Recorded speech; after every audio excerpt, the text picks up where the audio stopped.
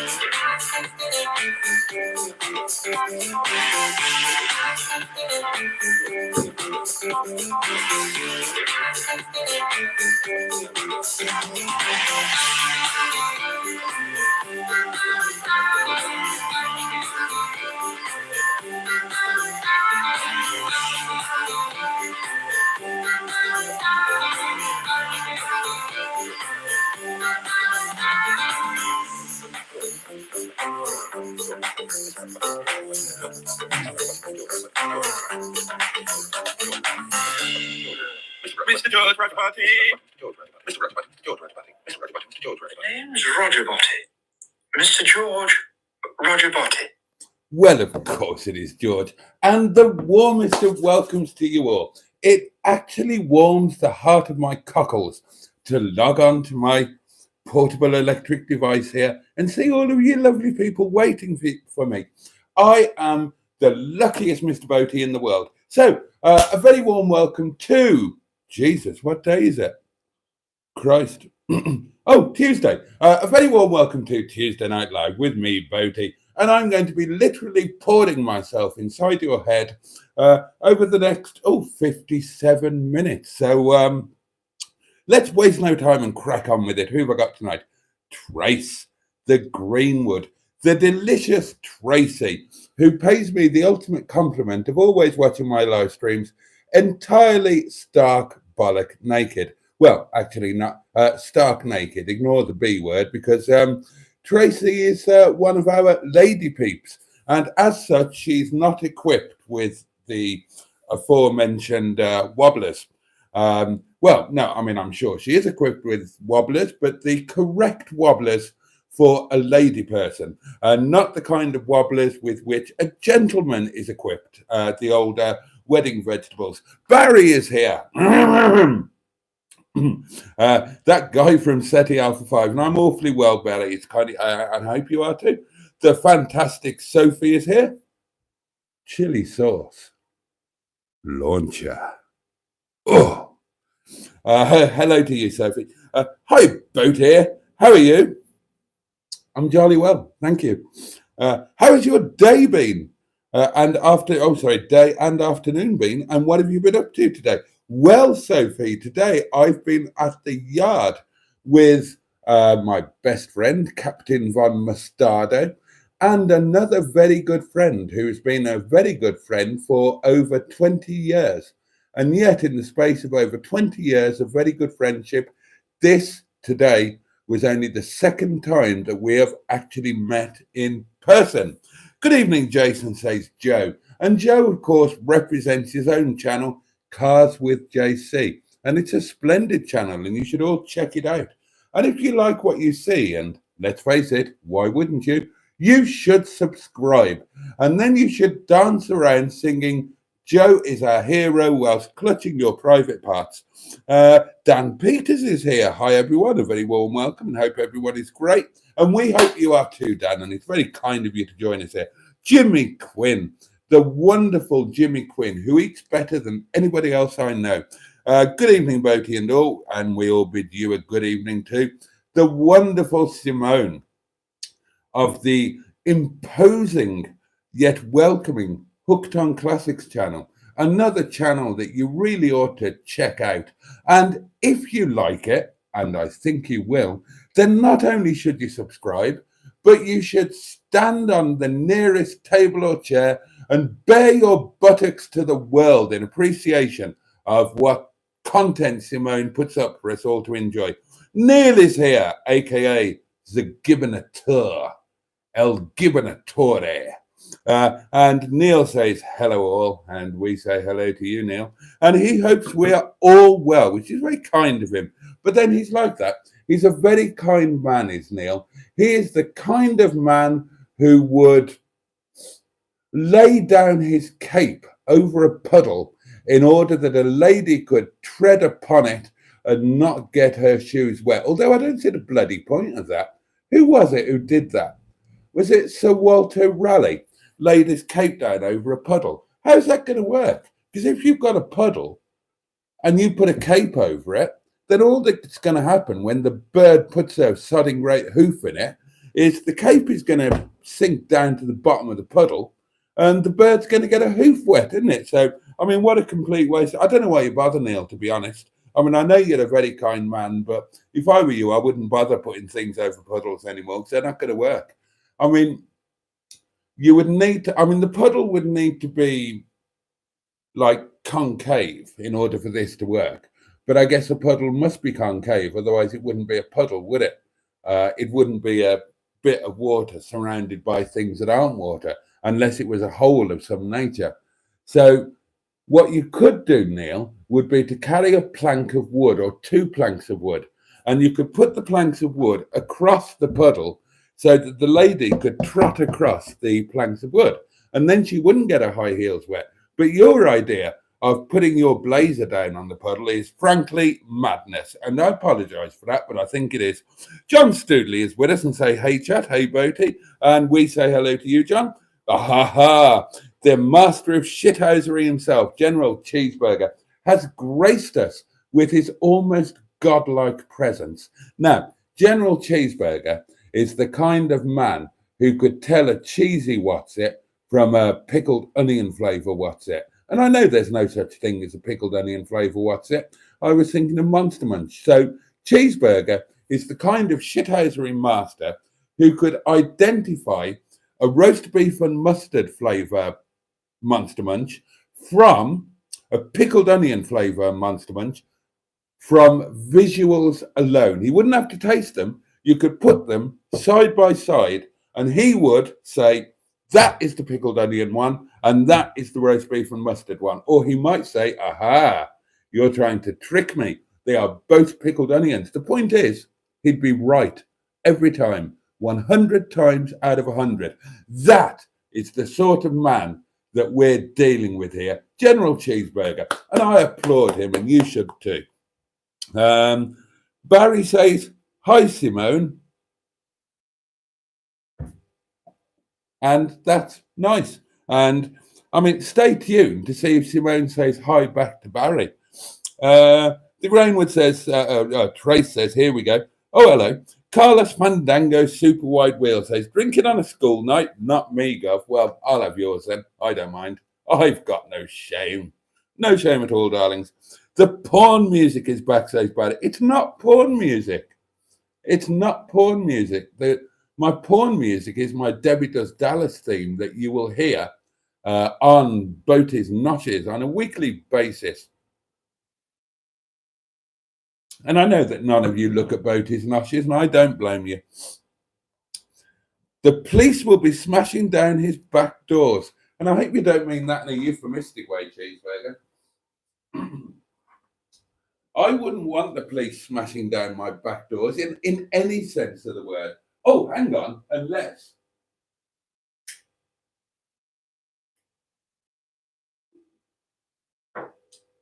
I had a party of police in the rest. Oh shit! I've only had that drop. I promise. I had a party of police in the restaurant. When was it? Last night. Last night. Last night. Last night. Last night. Don't argue with me. And if one of those wanted to, well, actually, I wouldn't want her smashing down my back doors either. But well, if she wanted me to smash down her back doors, I would have gratefully obliged. And I do mean that in a metaphorical sense. I'm sure you understand. Gosh, it's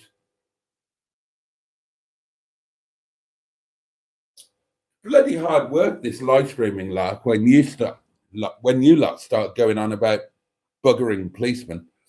Difficult to work around that. Fortunately, I am I've done it.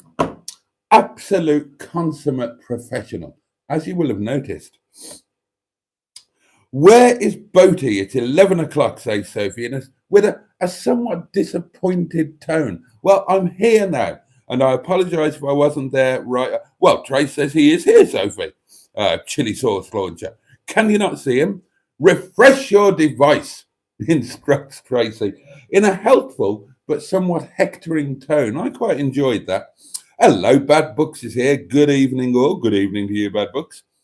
It's like watching the advert on television, says Cheeseburger. An hour programme with 20 minutes content. Yeah, well, you should be bloody grateful. With my content, you wouldn't want more than 20 minutes, would you? It was a bit dodgy on mine, to be honest, says Neil. What was? Ben had to restart the app and he now has vision. Dan Peters says, good evening, Mr. Boaty, sir. Good evening to you. Following our conversation in relation to food and taste from the 60s, etc., I went to the local butcher today. Good for you. Good for you for supporting your local butcher. And I tried some bangers and they were not too bad. And he follows on. I try to watch as many live streams as possible, and I am very grateful. Yeah, that would have been better, wouldn't it, Trace? Stark booby naked. That would have been. Oh, God, now we've all got a vision of Trace's boobs. Trace, as we're now, familiar with and even intimate with your breasticle parts, do you have names for them? I call mine Jeffrey and Archer, but I can never quite remember which one is which. I think this one's Jeffrey and this one's Archer, but I could have it the wrong way round. But I would love to know the name of your boobs. And if they don't have one, or two, one each, then do let us know and we will choose some for you. I'll run some sort of competition and raise money for myself. Charity. Raise money for charity. That's what I'll raise money for. The interwebs are trying to escape, says Simone. They're fine here. Hello, says GUU. Not been here for a while. We've noticed. We've been wondering and hoping that you're okay. Hope you're all well. Well, we hope you're well. And we hope you've enjoyed a break from this colossal nonsense. Excuse me. At the yard, says Cheeseburger. Was Robert Plant there? No. Barry says, did you get to drive the MGZS? No, I bloody didn't. Today, I didn't drive anything today, actually. It was peeing down with rain all day. So we barely filmed anything. And I didn't drive anything. What did we do? We had lunch with Mr. Cooper, who very kindly treated us. That was very kind of him. And then we went and bought a car. So we did. And that was pretty much it. And we skulked in the caravan in the warm and dry. And we had an enjoyable but largely unproductive day, I would say. That was it. Coffee, lunch, talked bollocks, bought a car, coffee, came home. So I am yet to drive the MG ZS. Dan says, Mr. Boaty, sir, may I have a question? Of course. Would you ever consider a Christmas special at the restaurant for all channel members? It would be spectacular. I absolutely would. And it would indeed be spectacular.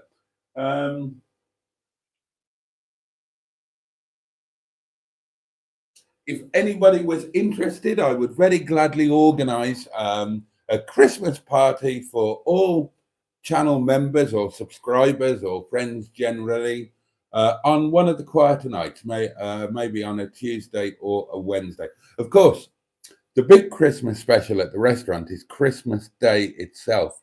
And we're bursting. I've got, at the last count, I think I've got 79 booked for Christmas Day.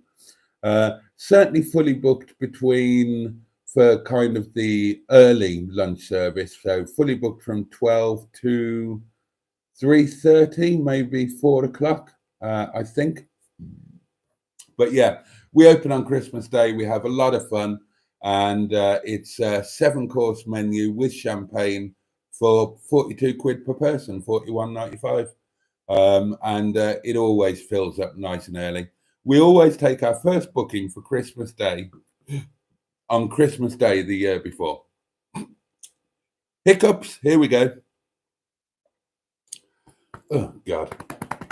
But yeah, I'd love to have a Christmas party at the restaurant. Look at me slapping Jeffrey and Archer like there's no tomorrow. I'll be with you soon, says Mustard in a slightly threatening tone of voice. Still editing yesterday's video. Well, you wouldn't be editing today's, would you? What's yesterday's video? Is yesterday's video going to be the one with Miss Boo in it? I wonder. Well, I'm sure we'll find out very soon. Boaty's World, says Barry, sponsored by Tracy's Puppies. God, I'd love to be sponsored by boobs. I would have really made it in life if I could be sponsored by boobs. Wouldn't that be brilliant? Oh, whose boobs could I be sponsored by? Bernard's would be nice, because I've got plenty of pictures of those. Boaty's World, sponsored by Bernard's Boobs, and just different pictures of boobs could flash up all over the... Oh, I'd like that very much. In fact, I might make a film of that just for my own personal enjoyment, or make it available to channel members only or something like that. And hope to Christ Bernard doesn't watch it. She'd kill me.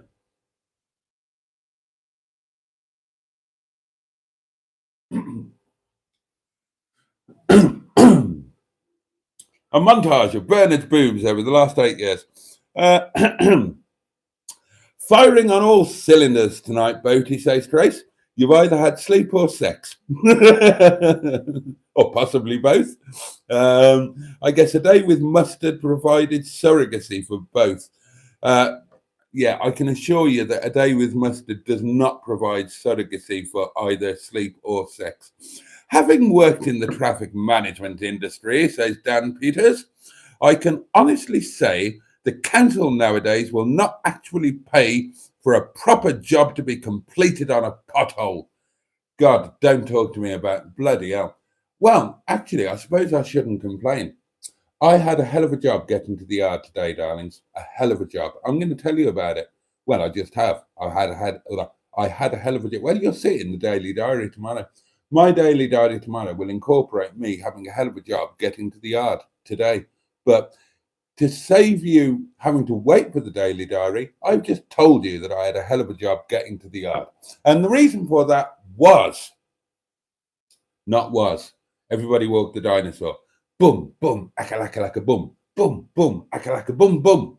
And there's a very good discussion to be had in today's lunch video about which order would you do the Go-Go's in, and is Kathy Valentine the greatest bass player in the world? And I would argue that yes, she is.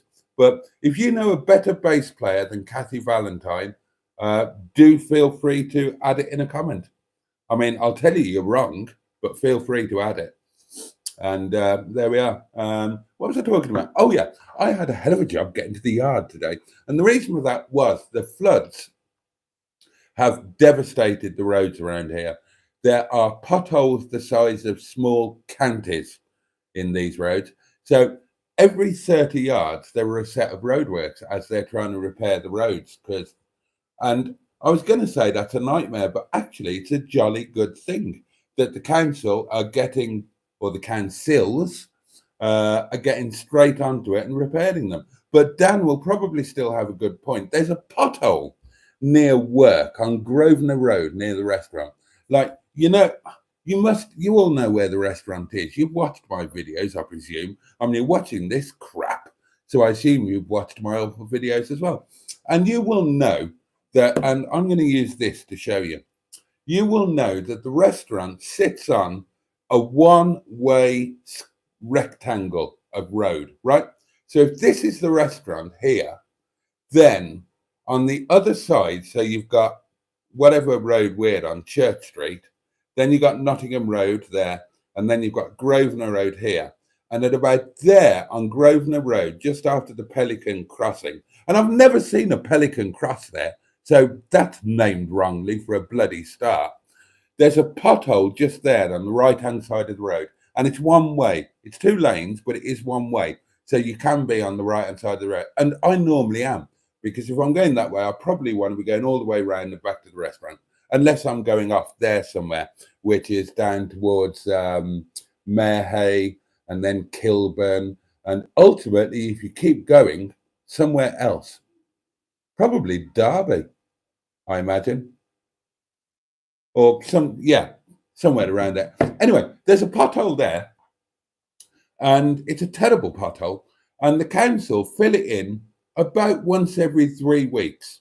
And sure enough, 2 weeks later, it needs filling in again. So I think Dan's got a point, and we should all take him by the point, and we should point him at things. I don't know what things. What could we point him at?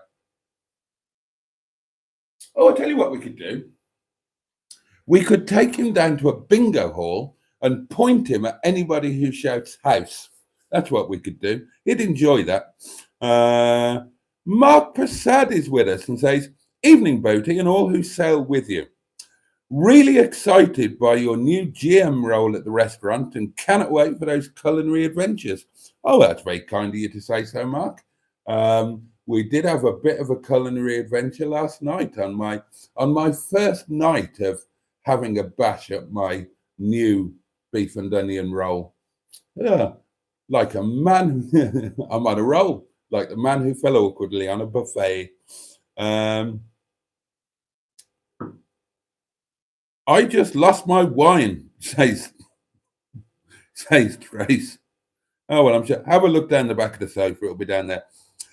Have you ever been to Jeremy Clarkson's farm shop? Asked Dan. And the answer is no, I haven't. I have 3 times. It was extremely expensive. Yeah, well, it would be. He's a major celebrity. Doesn't matter how expensive it is, he's going to be full up, isn't he? So why not charge plenty? I certainly would. I mean, if I ever get famous like Jeremy Clarkson, I'll charge you like a bloody fortune.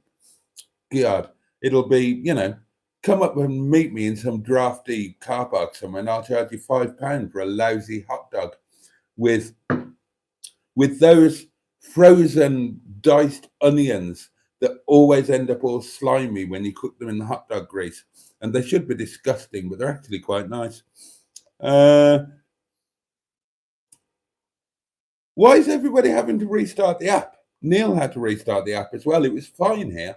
So don't blame me. Blame the app. Don't come knocking on my door asking for a refund.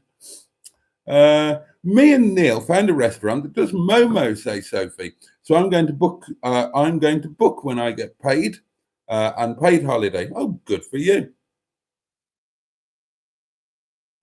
Let me know which restaurant it is, and if it's a Nepali restaurant, you can guarantee that if we don't know the owners, we'll be related to somebody who owns it, and I might be able to get you special treatment. Certainly, if they're Nepali, then tell them that you are good friends with Vishnu Chili's.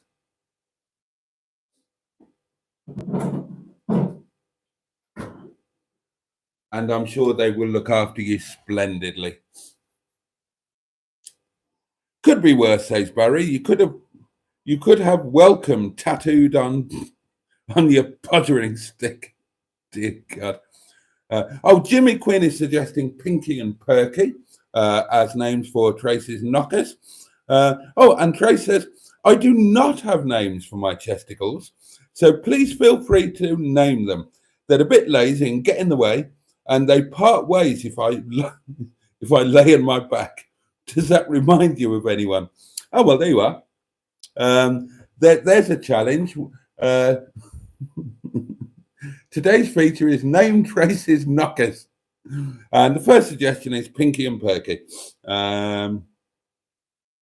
What card have you acquired? Asks Neil. I don't know if I should tell you because I think Mustard's collecting it alone. We're not doing it together. And I think he's collecting it tomorrow. So I feel that I shouldn't tell you. I don't want to spoil the surprise of his video. But I'll tell you one thing. It's not an MG or Rover. And it is... Shall I... No, I'll leave it at that for now. And Dan has asked the same question. What car did you buy today? Same answer. I would be more than happy to pay for the Christmas meal. It would be excellent, says Dan. It would certainly be good. Simone says, I think I will do a live chat soon. Do it in about 5 minutes, Simone, and give people something decent to watch instead of this. Mark says, coffee, lunch, talk bollocks, bought a car, bought a coffee and came home. My goodness, that sounds like my perfect day. I did enjoy it. It can't be denied. And lunch was excellent and free. Well, it wasn't free. It had to be paid for, but not by me. So that made it free to me, the end user. A bit like the NHS. The NHS isn't free. It costs a lot of money. But we don't pay for it, do we? Well, we do through our taxes and whatnot. But you can offset your tax spending by shoplifting and corporate fraud. So ultimately, it is free to the end user from cradle to grave. And what a wonderful thing it is too. Dan saw a very nice MGTF today. But sadly, it had the usual chav upgraded light, which in my opinion, ruin it. Oh, you mean the Lexus style rear lights? Yeah. The only car I've ever had Lexus style rear lights on was a Lexus. And funnily enough, they didn't advertise them as Lexus style rear lights. They were just lights on the Lexus.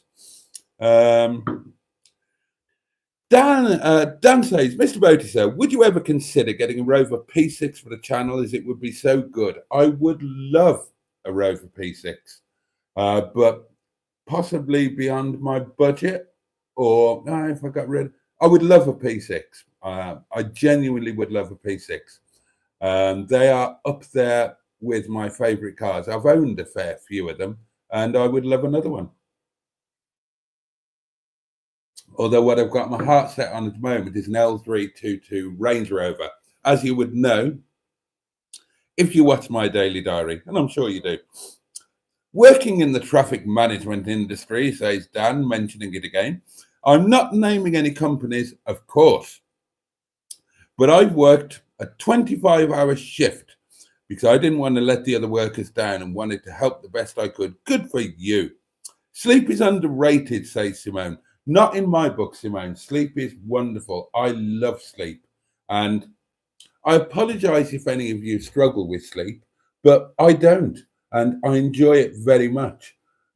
I can't quite sleep like I used to when I was a youngster. However, when I trot upstairs and I'll give you, I take off my dressing gown, I take off my slippers, I flop down into bed with my iPad. I will admit that if I'm on my own, I do take my iPad to bed with me. I will have something on my iPad that I'm going to watch in bed. And so I get into bed with my iPad, and I normally get into bed, hunker down, and I will roll over onto my right-hand side. And my iPad will be propped up on Bernard's side of the bed, well, on the other side of the bed, whoever happens to be there. It's not specially reserved for one person. I mean, you come and try it yourself if you want. So the iPad will be propped up there, and it's a complete waste of time because every single night I am asleep within, I was going to say 5. That might be an exaggeration. I'm asleep within 10 seconds of climbing into bed. And I love sleep. And unless I have a really weird dream, like I did the other night, which again, I think I spoke on Facebook about that, didn't I? Yeah, oh God, I'm so sorry. It takes a hell of a lot to wake me up. Now, these days, because I'm old, I've got that old person's thing where I wake up.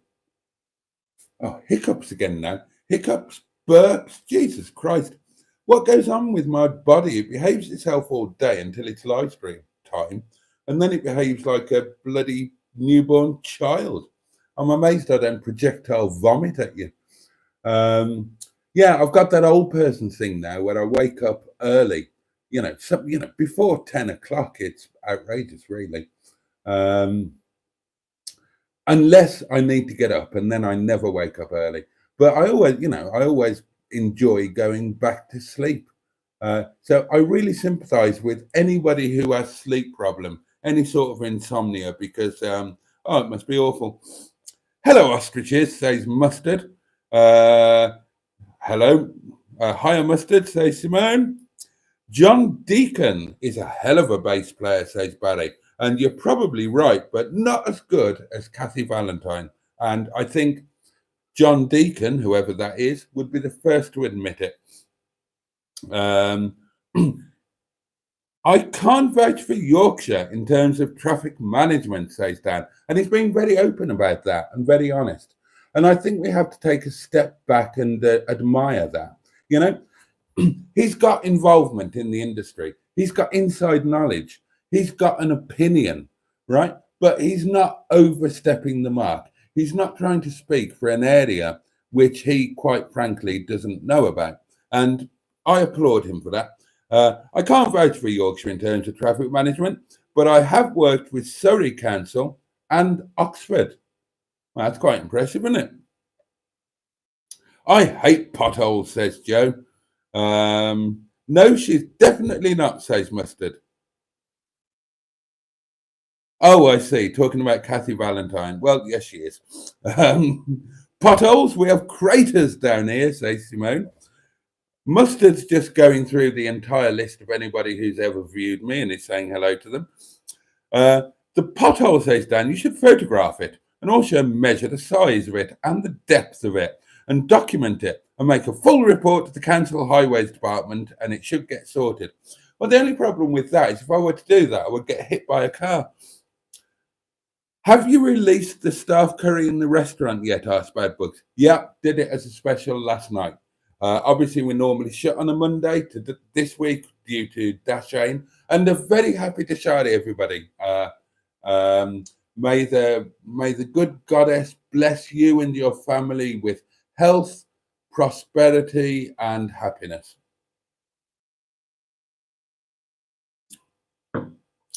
I did release a staff curry as a special last night, and we sold out of it, and it outsold anything else. And they said that it wouldn't sell a single portion. What do they know? Now, of course, they're saying, oh, wow, our staff curry is going to be famous. I'm going to let you into a little bit of a secret.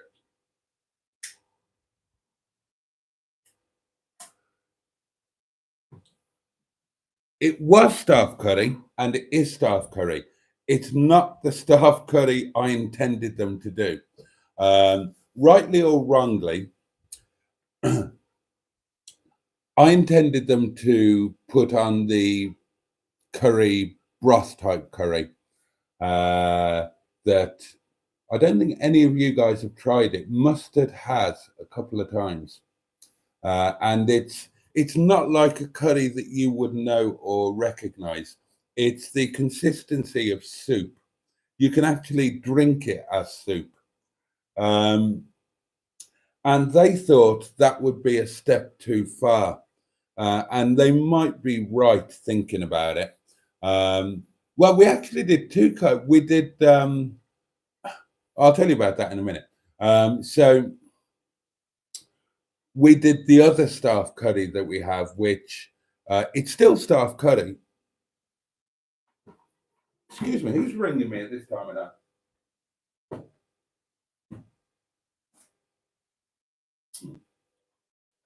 Hello, darling. I'm absolutely fine, sweetheart, but I am in the middle of a live stream. All right, love. Catch you in a bit. Bye-bye.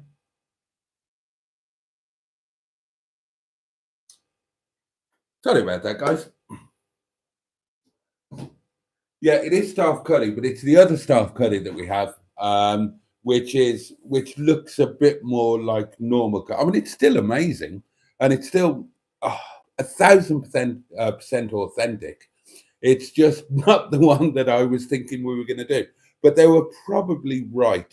Now we did another curry as well for Dashane as our staff meal, and we had goat curry.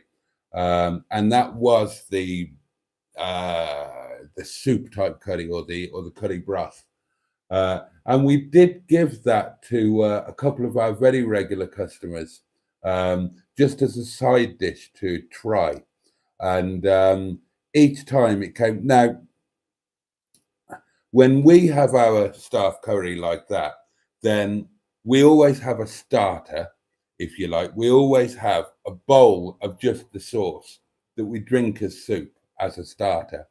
And then when we've eaten it and there's the soup left over, we just drink that as well because it's amazing. But it's clearly a step too far for the British guys, because the goat curry that we gave to try, it came back with the soup not drained in the way that we would. So they were probably right to do the starter curry that they did, but it sold out. Everybody who had it said it was fantastic, and they would love to have it again. So it's probably going to become a semi-permanent special. Excuse me. Clarkson charges about £7 for a sausage sandwich, says Dan. I don't blame him. I would if I could too. Cheeseburger says, Sophie, don't tell them you know Boaty. They'll pee in the soup, quite possibly. Nobody, I'm not reading that one out. I will show it so people can read it, but I'm not reading it out. That's outrageous. This new car could be exciting, says Dan, if you like that sort of thing. If Tracy's chest separates when she lies down, says Cheeseburger, it should be called the Khyber Pass. It's not an MG or Rover, says Joe. Correct. It is neither MG nor Rover. It is not either of those things, the car, what we have just bought. It's a total departure for us.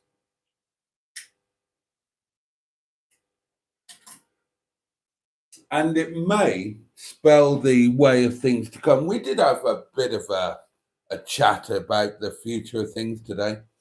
And we may, as we continue and succeed in repurposing the yard into a full-on sales facility, we may separate the sales fleet into more mainstream quick flips and longer term specialist interest cars. So in other words, MG Rover and everything else. And this is going to be one of those cars that's not an MG Rover. It's got more mainstream appeal, and we will be looking for a quicker flip on it. I mean, it's, well, you'll see. I'm not going to tell you. I'm not going to spoil Mustard's video. It's, this has got nothing to do with me. I've had nothing to do with it other than going with him to do the deal today. So I am neither going to steal Mustard's thunder, nor am I going to piss on his chips. I'm going to do neither of those two things. I've given you a little soupçon of an amuse-bouche, shall we say? And you're just going to have to watch his video, aren't you? Yes, it had the silly upgraded rear lights on it, that MGTF, says Dan. It really ruined it. Hello, Ross is here. Hello, Possum. Hello, Possum. I can't do Dame Edna. Well, I mean, nobody could do Dame Edna, but now she's dead. Oh, and you'll say that you can because corpse swap, won't you? But I can't do a voice. That's the point. Anyway, Ross is with us and says, hello, Possums. And we hope you're well, Ross. We all love sleep, says Cheeseburger. That's why we watch these live streams. Oh, I almost said a bad word then.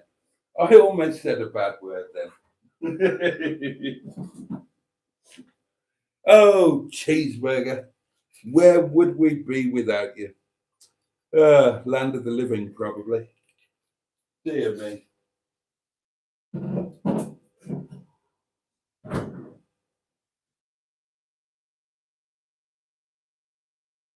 I've got a question. Right. This phone, my phone, got a thing sticking on it. Right? Now, for some reason, the volume automatically turns down to 0. That's why when it was ringing just then, it wasn't ringing properly. Well, it wasn't ringing very loud because the ringer goes right down. I've just turned it back up. It's something to do with being plumbed into the car. If the phone's just left alone, then it's fine. But when it gets plumbed into the car, it automatically turns the volume right down. Why does it do that? And how do I stop it doing that? Because I keep missing quite important text messages and phone calls. Because if I'm driving, I heard that because there's nothing else going on in the kitchen. But a lot of the time, I don't bloody hear it. And as soon as it gets plumbed into the car, boom, the volume just goes down to nothing. If anybody can help, do help me. I love my sleep, says Simone. Given the onset of age, says Cheeseburger. Oh, now then, controversial. Tracy's chest should be called Sid and Eddie. Sid and Eddie. Eddie. Little and large. Oh, that's controversial, verging on offensive, isn't it? I mean, you're implying that there is a dichotomy in terms of boobery volume.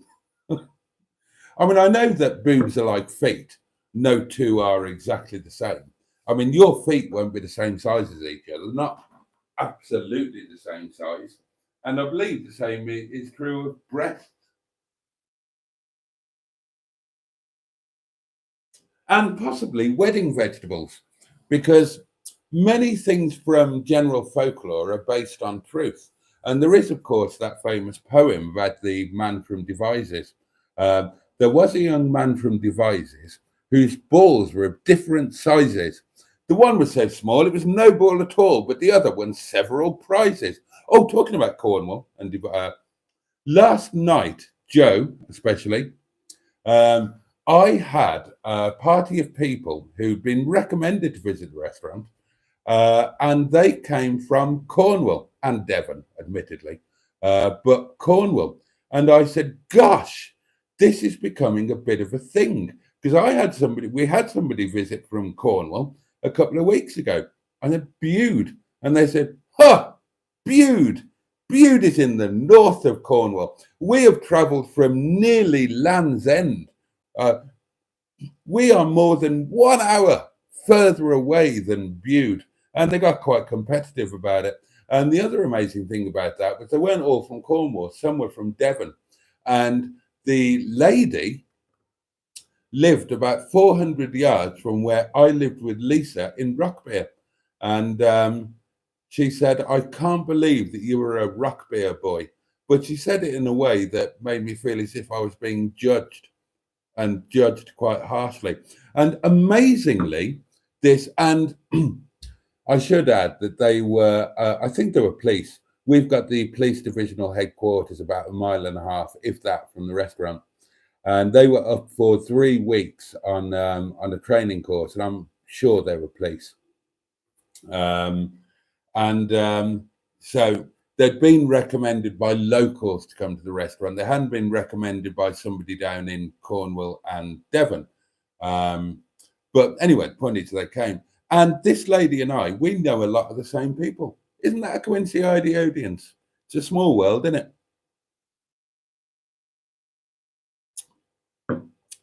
Would you ever consider, Mr. Boaty, sir, asked Dan, in terms of an MG Rover and classic car show? And interest would be lovely for a show. I'd consider that. There's not a lot I wouldn't consider. No, I'm not reading that one out. No, I'm not. Oh, hello. Trace has confirmed that one of her knockers is indeed smaller than the other. So Sid and Eddie. Why do I keep saying Etty? I had an auntie called Etty. She was my auntie Etty. You'd probably guessed that. And now I'm completely distracted because there's a ladybird just by the kitchen cabinet up there. And I reckon I've brought that back from the caravan with me because the caravan is overrun with ladybirds. I think it's a ladybird, or is it a small spider? Oh, hang on, it's actually going in. No, it is a ladybird. I can confirm.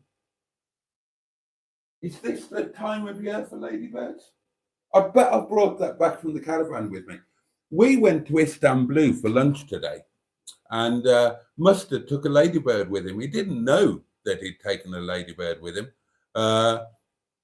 It was just on his hoodie. Oh, and I have to say, credit where credit is due. Your friend and mine, Captain Mustard, looked very smart today. Very smart indeed. He wasn't wearing his pajamas, so it wasn't bananas in pajamas. He was wearing some clean blue jeans and a nice casual hoodie. And he looked very, very smart indeed. And best of all, you couldn't see his penis at all. I mean, that's the great thing about jeans. And that's the less great thing about pajamas. I mean, pajamas are designed for you to be seen by your loved one. And, Mrs. Mustard, no doubt, I'm sure she thoroughly enjoys the virtually constant sight of Mustard's penis. But she is more intimately acquainted with it than we are. And so perhaps we are less delighted to see it. So it was lovely to see him in jeans where you couldn't see the bloody thing at all.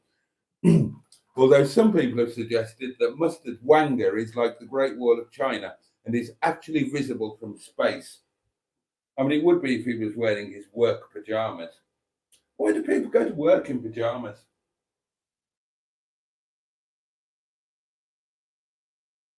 But Mustard looks lovely in a pair of clean jeans, and it makes me feel less inadequate as a man. So win-win, really. I once saw a young lady broken down on a very little road, says Dan. So I decided to put my beacons on the works lorry and make sure she was okay to ensure she was easily seen. Well, you are a very kind man. A very kind man indeed, Dan. Well done to you. It's heartwarming to hear of things like that. Hello. A live stream title from Trace. This live was sponsored by Little and Large. We're going to screenshot that. Boom. Woohoo, says Trace. Bernard's wanting chatty poo. Chatty poo. We're currently planning two things. One is a night at the Grand Hotel in Llandudno, and the other is a trip to Malta and Gozo in January for both of our birthdays, because we both have birthdays in early January. And I confidently predict that she will not turn up for either of them. Guaranteed. Hello. Trace is wetting herself at Cheeseburger's pothole comments.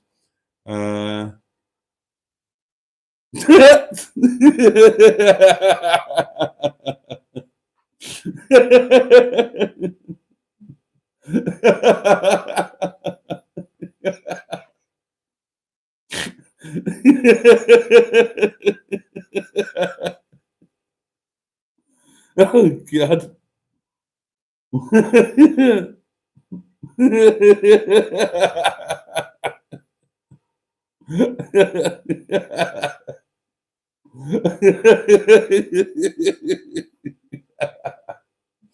Sorry.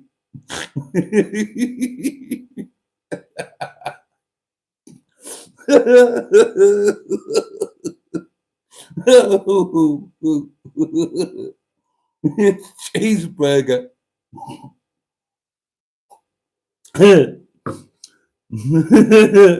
Dan said to the damsel in distress, "Don't worry, I'm an expert in rescuing pregnant women." She said, "I'm not pregnant." Dan replied, "You're not rescued yet either."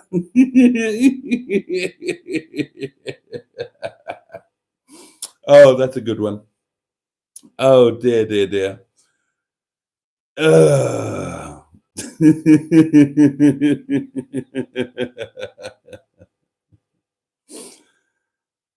dear, dear, dear, dear, dear. Oh, another live title. This one from Tracy on behalf of Cheeseburger. We all love sleep. That's why we watch these live streams. I'll screenshot that as well. Oh, dear. Ross says, I enjoyed the Monday Daily Diary. I don't like the world outside Boaty's world. Great line. It's true as well. It's totally true. I've got my own little sphere. And it's not so little. It's not like I'm insular or parochial, but I'm of an age where I've developed a comfort zone. It's a large comfort zone in terms of geography. It incorporates many continents, but what it doesn't incorporate is retail parks. I don't like going into town. I don't like going to retail parks. I don't like crowded car parks, and I don't like people. Well, I'm like mustard. I love people, apart from people that I don't like, and that's exactly how I feel.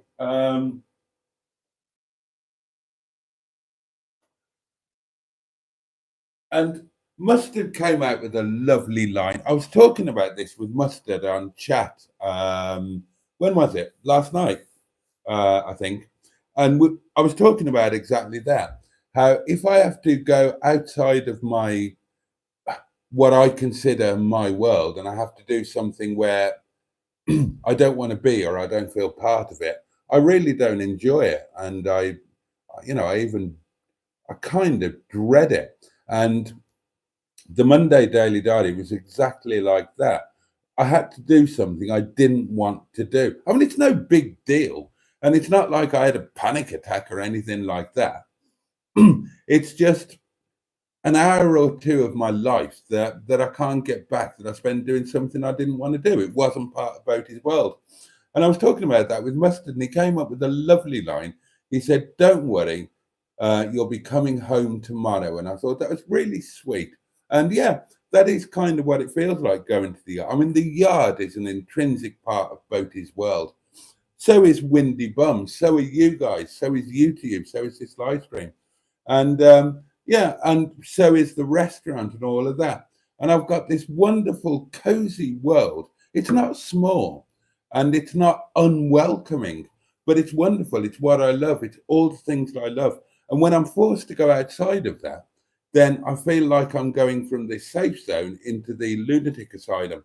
If I don't know if that makes any sense at all to you, but that was a genuine line from the Daily Diary. That's exactly how I felt.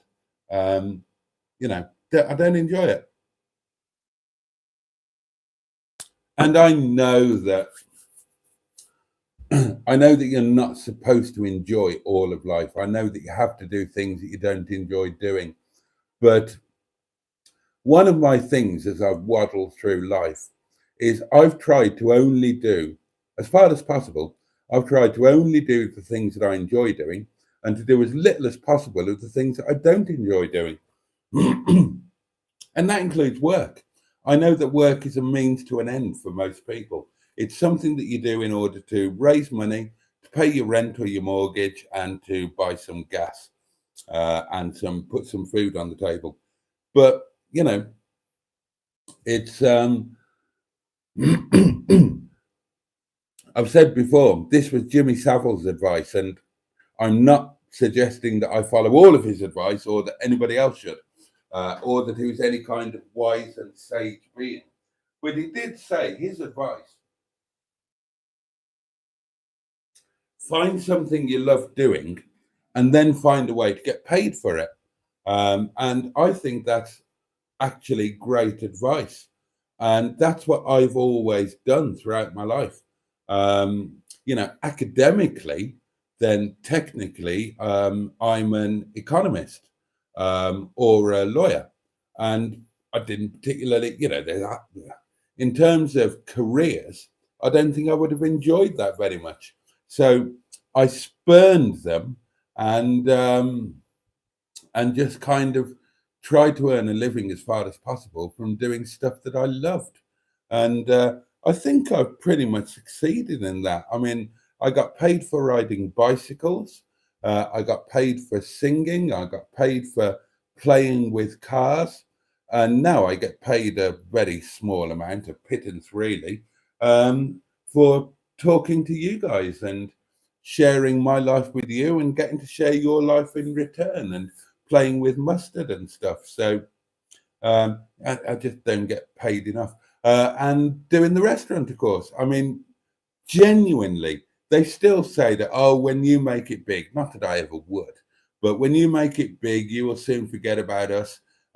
You might see us somewhere and we will say hello and you will say, who are you? And it's bollocks. If I was doing as well as JM on cars tomorrow, I'd still go to the restaurant tomorrow night. What else am I going to do? Sit here on my own all night, do a 7-hour live stream so that you all hate me? Nah, I'd go to work. I'd chill out with my family and my mates. I'd eat great food. And to me, that's what life is about, as far as possible, doing stuff that you love. Anyway, just my little thought. Carlos Fandango, Super Wide Wheel, says, thoughts on the Vegas Sphere, Boaty, as you love so place so much. Have you seen the interior and exterior videos doing the rounds? I haven't, surprisingly. I haven't. Jimmy Quinn says, Boaty gets a phone call, leg over tonight. Yeah, fat chance of that. Well, not from Bernard anyway. Boaty's live streams give me nightmares, says Jimmy Quinn.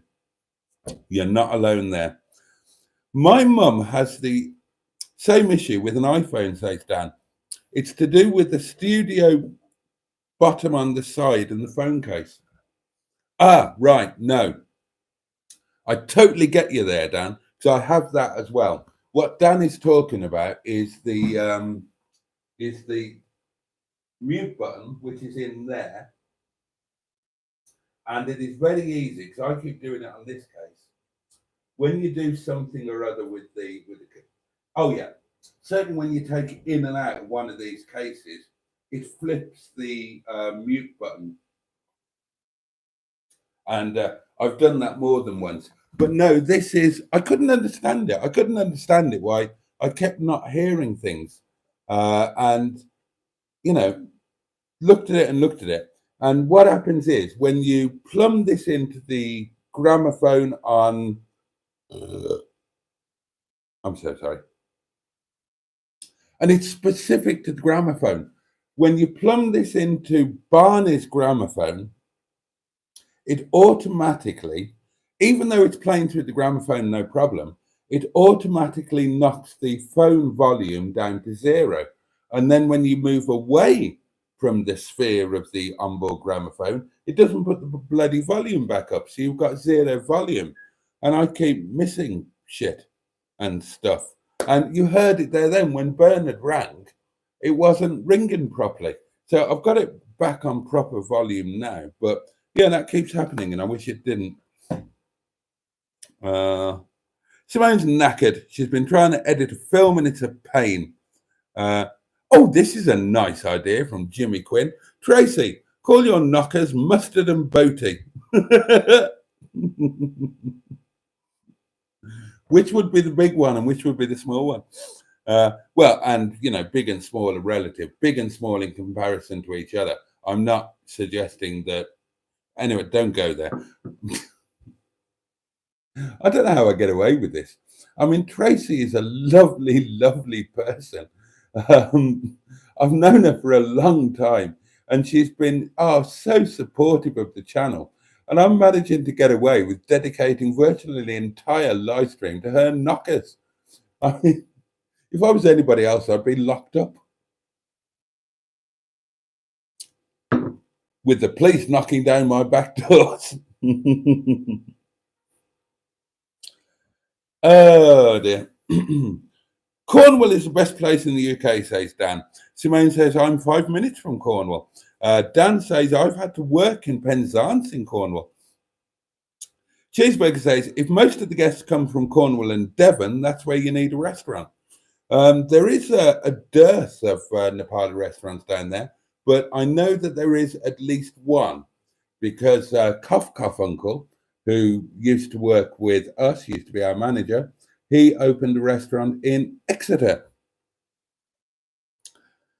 Land's End never been, says Joe. Oh, I have. And Dan worked near Camborne, which is, of course, which was, of course, made very famous by Jethro. And Camborne is where one of my very best friends now lives. The one that I used to spend time with in Normandy on her ancient cider farm has come back home and now lives near Camborne after 30 odd years of living in France.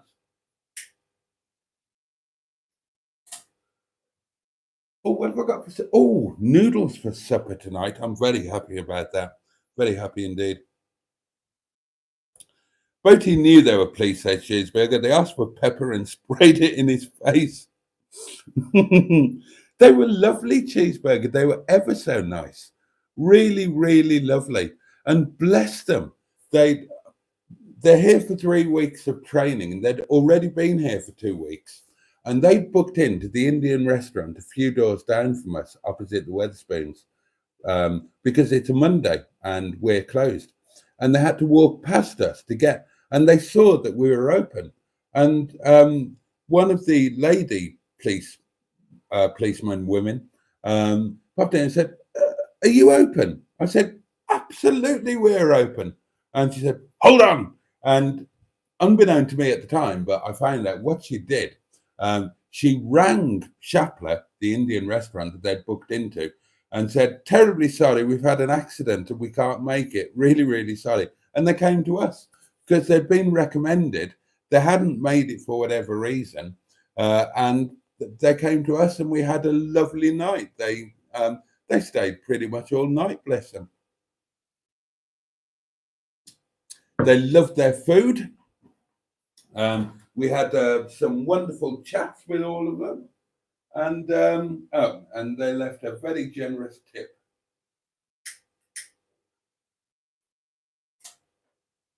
And nearly all of them had the staff curry special, bless them.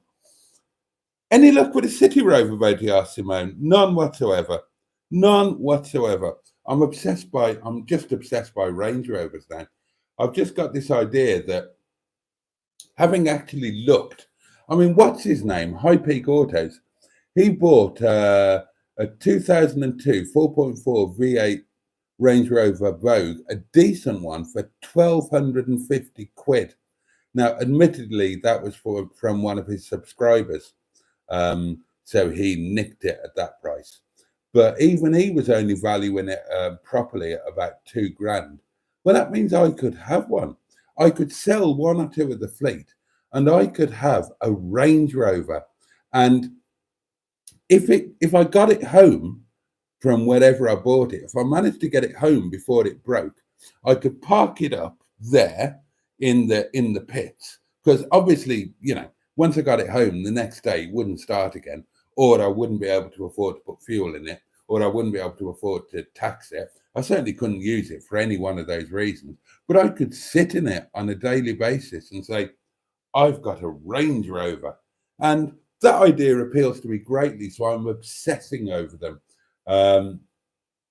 I was fairly expert on the classic Range Rover because I used to obviously deal with them and I own them. I've owned several classic Range Rovers.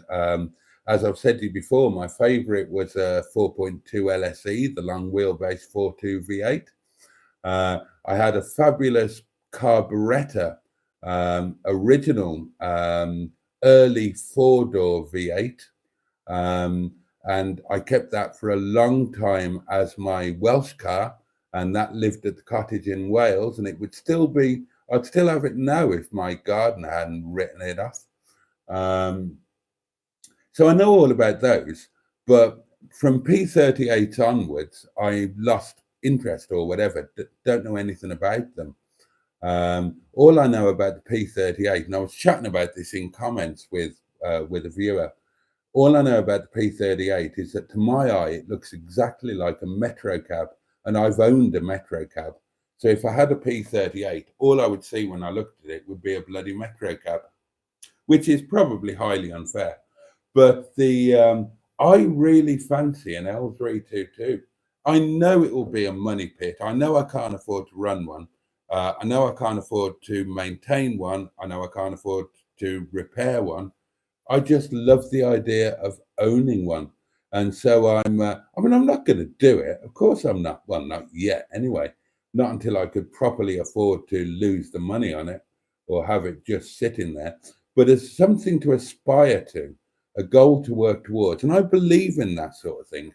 I believe in life that you should always have something to look forward to and aspire to and work towards. That's why I did the stuff like the monthly trips to Malta. It gave you a reason to go to work, to have something to look forward to. Even silly things like going to a £33 hotel on the first Monday of the month at real seafront, for God's sake. It's something to look forward to. And I believe in that sort of thing. So I am very happily now allowing myself to obsess over a 2004 Vogue or Vogue SE spec Range Rover. And I'm looking at them on eBay and I'm researching them and I'm finding out. This evening, I joined about 6 million online Range Rover forums. So I can get an idea of everything that's going to go wrong with mine when and if I eventually get one in 2 years' time. And the reason why I will hate it.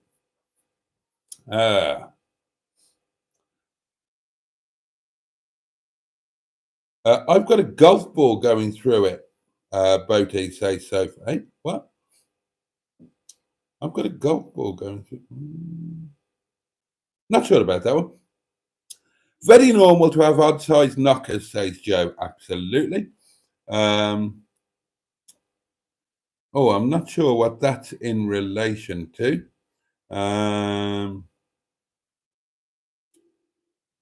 A couple of weeks or so ago, says Trace, Mustard did a live where he was crawling with ladybird babies stroke larvae.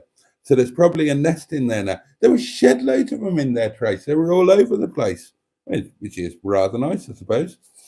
Name the captain's captain, says Barry. Ladybirds are cool, says Simone. Oh, hello. Trace is having a giggle at Jimmy Quinn and says, Mustard and Boaty, I think I might call them that. Gosh, well, what an honour. What an honour to have a knocker named after me. And what an honour for me and Mustard to have a pair of knockers named after us. Oh, I'm going to put that on my CV. I need to go to sleep, says Simone. Work in the morning. Well, good night. Sleep tight. Have a great day tomorrow.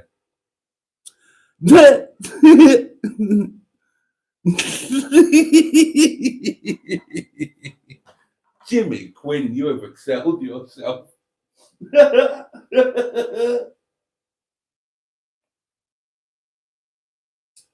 This is brilliant. Live stream title from Jimmy Quinn. Mustard and Boaty are tits. And that is just genius. That is genius. Well done, Jimmy. Screenshot that. That'll probably get me demonetized if I use that as a title, but I might damn well do it anyway because that is just brilliant. Bad Book says, we once saw the parade of donkeys in pajamas and straw hats on a caravan site in France. Still no idea what was going on. Oh, that's France for you. Stephen Manning is with us. Evening, Mr. Boaty. Good evening to you. Jethro's Last Train to Camborne, says Bad Books, is a great gag. Yeah, well, it made his career, didn't it? And it is a bloody good gag. And it got better the more he extended it and the more he told it, actually. My favourite of Jethro's was the one that Jim Davidson wrote for him. And funnily enough, when Jim Davidson talked about writing it for Jethro and he told it, I think it was actually better than when Jethro did it. It's my because it's my favorite gag of Jim Davidson's. Absolutely brilliant. Your philosophy on work, says Mark, is something I can definitely endorse. Thank you for that, Mark. Joe says, remember to leave a like on the live. And according to my sealed orders from Whitehall, 12 of you have done so, and that's very kind. Solution to iPhone problems from Cheeseburger, get a Samsung. No, thank you. I can't recommend getting a Samsung. I don't know if any of you are subscribed to Captain Mustard's channel, which isn't actually called Captain Mustard's YouTube channel, and you'd think it should be. That would be the obvious title. It's not called that at all. Believe it or not, it's called Project Nigel. I don't know why either. But if you watch Project Nigel's channel, you will know that Captain Mustard put out a public information film to the public warning of the fragility of Samsung smartphones. And he said quite bravely, because he could be sued by Samsung, he said quite bravely that Samsung deliberately make their phones overly fragile so that they will break and people will be forced to buy a new one. And so for that reason, I can't recommend them.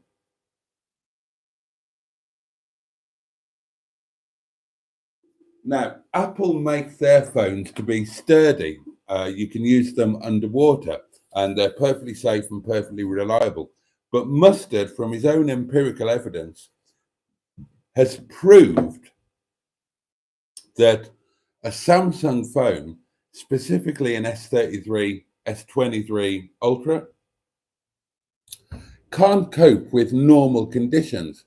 Well, I might as well tell you exactly what happened. You'll have seen it on Mustard's video. Mustard, quite normally, as you do, decided to throw his phone onto a sharp gravel surface, and the screen cracked. And, you know, obviously that shouldn't happen. He had the phone in a case. It had a screen protector on it. There's no way that it should have sustained any damage at all.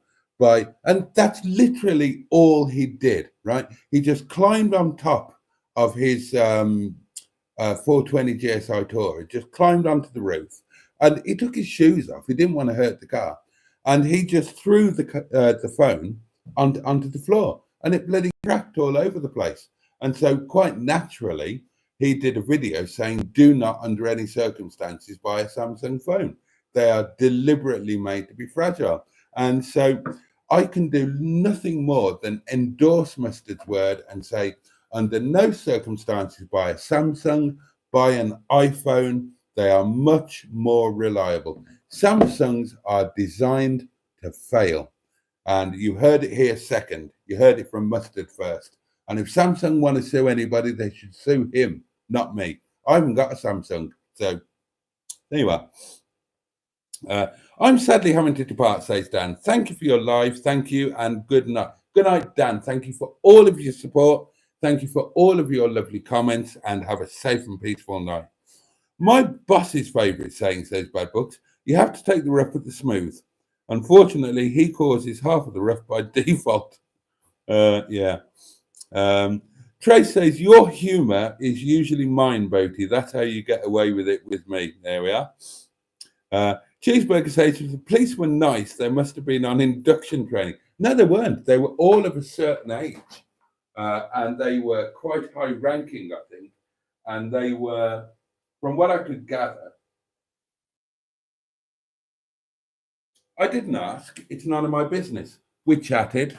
And obviously I was there front of house. I could hear what they were talking about amongst themselves. And from what I could gather, they were on a training course to train other underlings.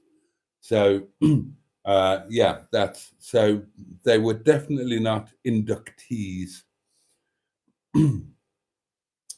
Cheeseburger says, police lady said, are you open? Boaty said, yes. She said, do you have a license? And it's right on the wall, right by the door. So we weren't breaking any laws. A Range Rover would make a brilliant raised vegetable garden, says Bad Books. Yeah, well, that's probably what it would end up being. Cheeseburger says he wants a Range Rover as a lady garden, and Bad Book says actually a fanny magnet. I could do with one of those. Have any of you got any tips on how to make somebody that you really, really fancy you, other than drugs? You deserve a Range Rover, says Joe. Oh, bless you. I'm positive you will make it happen. Oh, that's very sweet. Oh, God, I've just read ahead. Andrew's here. Hi, Boaty and everyone. Hello to you. Video title from Cheeseburger. Tracy's chest needs to be christened. God. Oh, dear. I better screenshot that just in case. Bad Book says a friend has a Range Rover 5-litre V8 Overfinch. Oh, it's a bloody nightmare. Instrument binnacle like a Christmas tree. Put an exclamation mark instead of the eye of tits in Jimmy's live stream title, says Trace. That could be the answer. It's nothing to do with Samsung, says Joe. It is. Mustard said so, and he wouldn't lie. They are made to be fragile. Samsung user here, says Andrew, you can stick the iPhone where the sun don't shine. That's the point. You can stick the iPhone where the sun don't shine and it will still work. It will be undamaged. If you shoved a Samsung where the sun don't shine, the screen would break. Oh, it's a sweet Boaty, says Sophie. Sorry, I'm with you now. Samsung are great phones, says Trace. I've had 2 so far and only had to upgrade because the effing tech support for apps ends and the screens break when you throw them on the floor. And that is Samsung's fault. I agree. Must go back to work now, says Andrew. Ta for now. I had my first Samsung at 8:10, said Trace, and my second at 16 minutes past 8. So that just goes to show how fragile they are. She had her first one at 10:10, and then had to get another one 6 minutes later, presumably because the screen broke. Well, I mean, that gives us all a valuable lesson about Samsungs, doesn't it? Yeah. Go and buy a really expensive phone that'll last you for 6 minutes. Cheeseburger says, it cost me £500 to cancel my daughter's last iPhone. Piece of rubbish. Apple didn't want to know. Service provider didn't want to know. I took it to the ombudsman. Well, what did he do with it?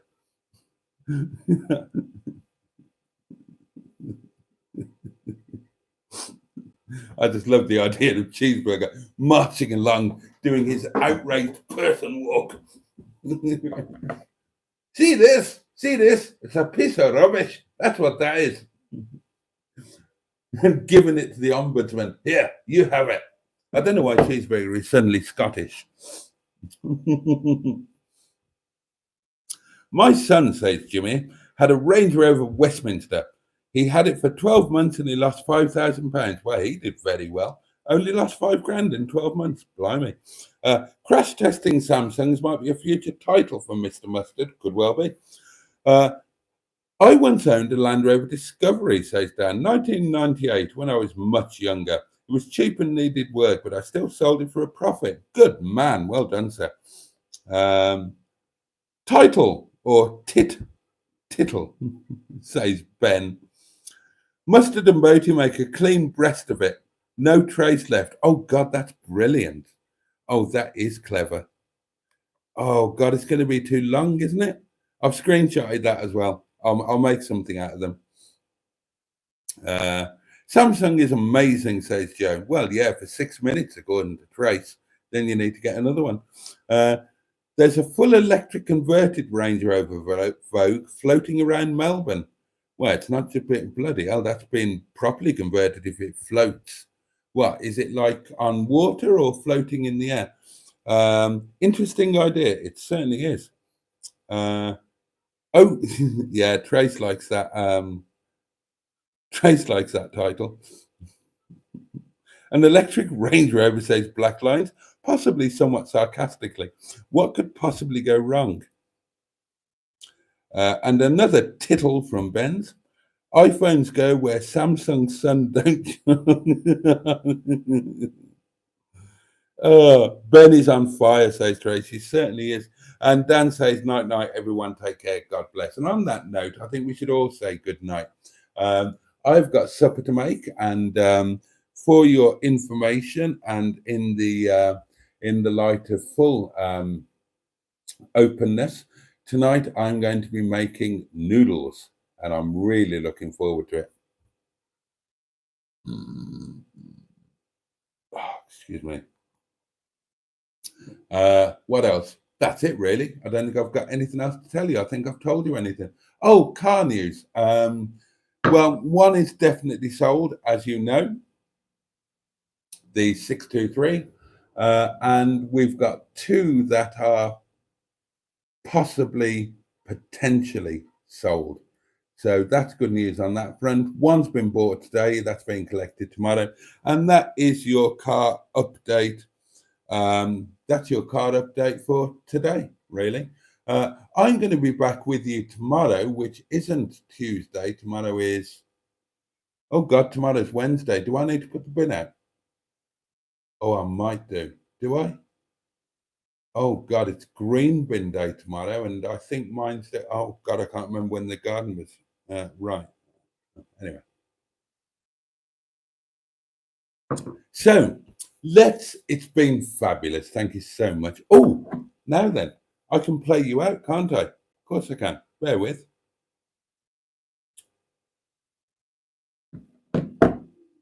It's been absolutely fabulous tonight. Thank you so much for joining me. Thank you for being along for the ride. Let's do the same thing again tomorrow night. Same time, same place, 11 o'clock. Be here or be some shape that is supposed not to be very good or something like that. Oh God, we'll catch up with everything else tomorrow, won't we? Won't we, darlings? Of course we will. And that's it. Let's go. Let's all have that. Oh, have you got a Twitch stream tomorrow night? Yeah. Be here or be with Trace. Okay, darlings. Say your good night. I'm going to play you out. Unmute.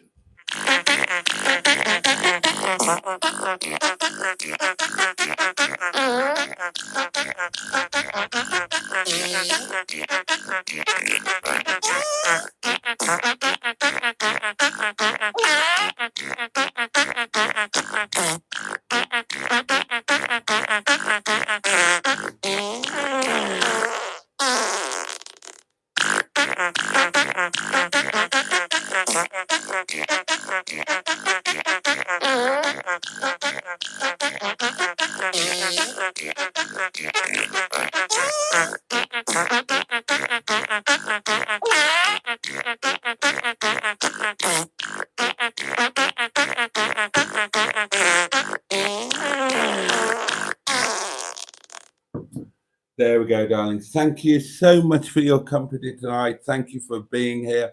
Thank you for clicking like, if indeed you did. And thank you for just supporting me and the channel generally. And thank you all for being my friends. Same time, same place tomorrow. Have a safe and peaceful night. Take great care of yourselves. Have the best day that you can tomorrow. And much love from me. And good night.